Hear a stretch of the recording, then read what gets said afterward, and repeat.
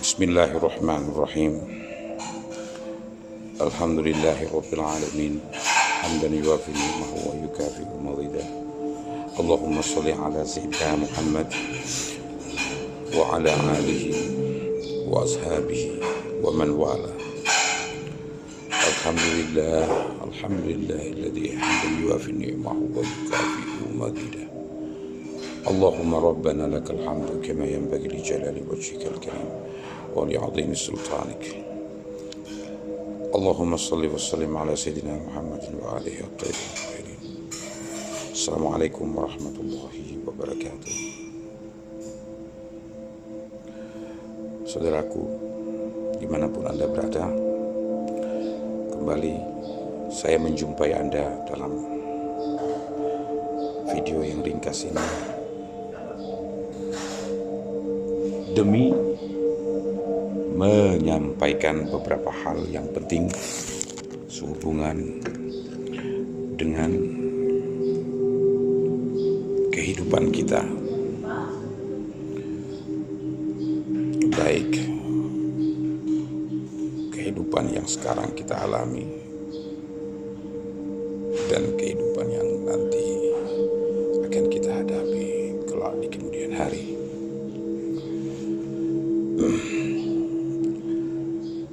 Beberapa rangkai kisah akan saya jadikan alat untuk kita menelaah beberapa hal sebelum nanti tentu saja kita akan mencoba untuk memberikan kesimpulan atas apa dan bagaimana dari kisah tersebut dan hubungannya dengan apa dan bagaimana kita hari ini dan kelak, insya Allah. Pada kesempatan kali ini saya ingin menceritakan tentang sebuah kisah yang menarik yang terjadi di Talita, sebuah kota yang berpenduduk mayoritas Islam di Maroko.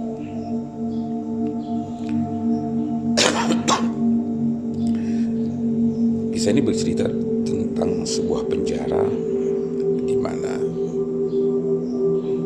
beberapa orang tentu saja berada di dalamnya dan di penjara di tempat itu secara bersamaan tanpa melihat suku tentu saja, karena penjara mempersatukan seluruh orang-orang yang pesakitan karena masalah yang mereka hadapi di hadapan hukum dan kemudian ditempatkan di penjara tersebut. Ada dua orang Nasrani kebetulan telah melakukan sebuah kejahatan dan oleh pengadilan dihukum beberapa tahun penjara dan ditempatkan kebetulan di kota Talita tersebut. Jadi salah satu penjara yang ada di sana. Dua orang Nasrani ini ditempatkan dalam satu sel yang bersamaan dan beberapa sel tentu saja di seberangnya beberapa orang yang berbeda. Ada satu orang berkebangsaan Irak yang juga menjadi penghuni dari sel seberang dari tempat dua orang Nasrani ini, yang setiap hari melantunkan ayat-ayat suci Al-Quran setiap hari, sehingga kemudian dua orang Nasrani ini menjadi begitu akrab mendengar ayat-ayat suci Al-Quran tersebut.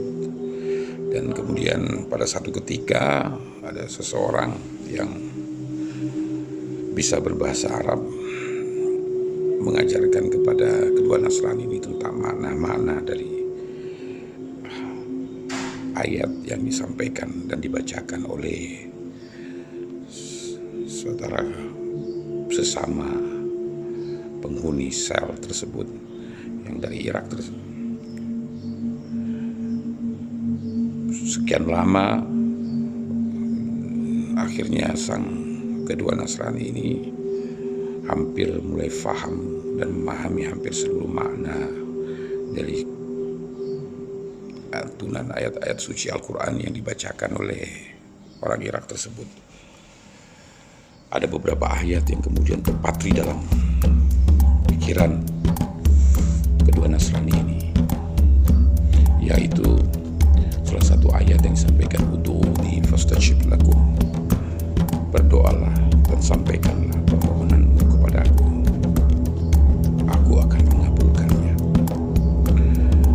Atau ayat yang mengatakan, idza sa'ala ibadi, ketika orang hambaku bertanya kepadamu tentang aku, katakan aku dekat dan aku menyukai orang-orang yang menyampaikan keluhannya kepadaku.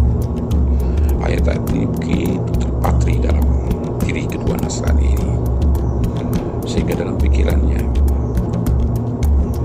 ini kalimat sungguh indah dan menyenangkan mendengarkannya, dan pasti datang dari sesuatu yang sangat mulia dan besar. Secara tidak sadar, sang Nasrani ini terus ikut dan menjaga dan memperhatikan setiap ayat-ayat yang disampaikan oleh saudara kita. Satu ketika, karena ada satu hal dan lain, penjara ini tidak memberikan air minum kepada penghuninya, dan ternyata hal itu, apakah dilupakan atau terlupakan, berlangsung selama beberapa hari. Mereka berusaha dan kemudian tentu saja berteriak dan memohon kepada sipir penjara untuk membawakan mereka air minum, tapi tidak juga. Seakan-akan sipir tidak mendengar atau bahkan tidak ada di tempat pada saat itu, sehingga para penghuni penjara tersebut mengalami sebuah kehausan yang sangat dahsyat.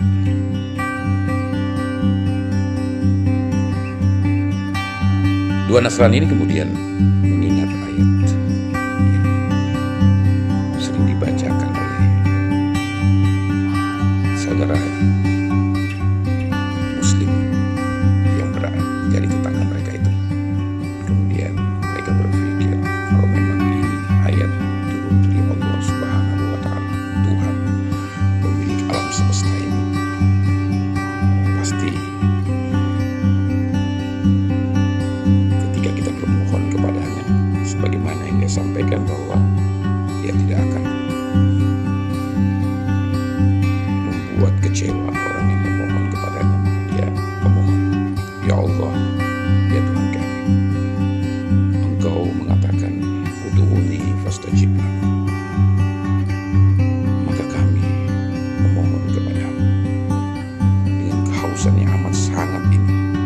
Kami mohon kebaikan, kami mohon berkah dan rahmat-Mu untuk memberikan kepada kami kesempatan untuk mendapatkan air minum dan menghilangkan dahaga kami. Tiba-tiba dari celah-celah tembok penjara tersebut mengalir air. Mereka takjub dan meneteskan air mata, dan kemudian mengambil air tersebut dan menegurnya dan meminum.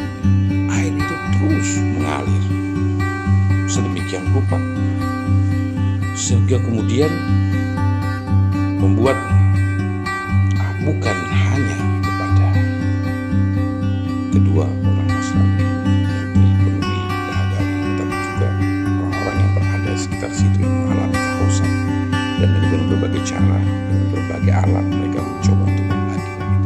Dan ini mengagetkan orang-orang yang berada di sekitar situ, terutama orang Irak yang membacakan ayat suci itu setiap hari. Dan dia bertanya, subhanallah, engkau orang Nasrani, kata dia. Ternyata justru yang memiliki keajaiban, kata dia.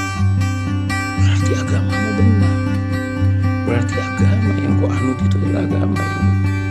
Dan ketika kau berdoa, Tuhanmu, Tuhan yang kusembah itu memberikan apa yang kau inginkan. Kata orang itu tidak. Kata Nasrani ini tidak. Kami justru membaca doa sebagaimana doa yang kau sampaikan. Oh tidak, kata orang Irak itu. Orang Muslim yang setiap hari, setiap saat membaca Al-Quran, dan Al-Quran yang didengarkan oleh orang Nasrani. Tidak. Ini agama, engkau orang Nasrani, engkaulah yang benar. Engkaulah yang benar. Dia tidak mau mendengarkan penjelasan lain. Sampai kemudian Allah kemudian memisahkan mereka. Singkat cerita, sang Irak yang seringkali membaca Al-Quran tersebut justru kemudian menjadi seorang Nasrani yang taat. Nasrani dan dua orang ini yang setiap saat mendengarkan bacaan Quran dari orang Irak tersebut menjadi seorang Muslim yang taat.